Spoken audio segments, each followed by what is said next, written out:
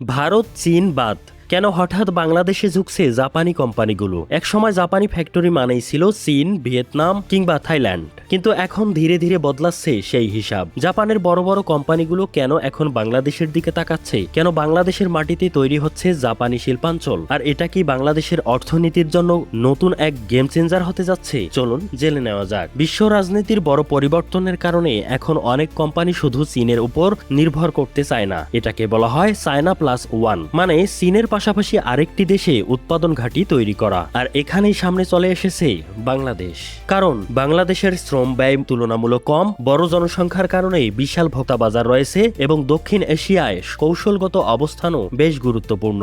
জাপানি কোম্পানিগুলো বুঝতে পেরেছে এখন বিনিয়োগ করলে ভবিষ্যতে বড় সুবিধা পাওয়া যাবে। শুধু আগ্রহ নয়, বাংলাদেশ ইতিমধ্যে বড় বড় জাপানি প্রকল্প শুরু করেছে। নারায়ণগঞ্জের ২৫০০-এ তৈরি হচ্ছে জাপানিজ ইকোনমিক জোন, যেটি বিশেষভাবে জাপানি কোম্পানির জন্য পরিকল্পনা করা হয়েছে। অর্থাৎ জাপানি ফ্যাক্টরি, প্রযুক্তি, কর্মসংস্থান সবকিছু এখন এক জায়গায় আনার প্রস্তুতি চলছে। শুধু তাই নয়, মাতারবাড়ি গভীর সমুদ্র বন্দর, মেট্রো রেল, বিদ্যুৎ অবকাঠামো, এসব বড় বড় প্রকল্পেও জাপানের শক্ত উপস্থিতি রয়েছে। অনেকে বলছেন জাপান বাংলাদেশকে দক্ষিণ এশিয়ায় তাদের নতুন শিল্পভিত্তিক হিসেবে গড়ে তুলতে চাইছে। এখন প্রশ্ন, বাংলাদেশের লাভ কি?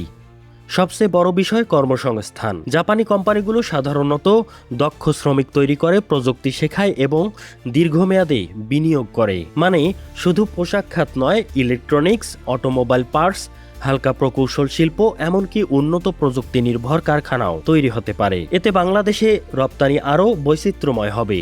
যে অর্থনীতি এতদিন মূলত গার্মেন্টসের উপর নির্ভর করছে, সেটা নতুন করে শিল্প খাতে সুযোগ পেতে পারে। চীনে উৎপাদন খরচ আগের চেয়ে বেড়েছে।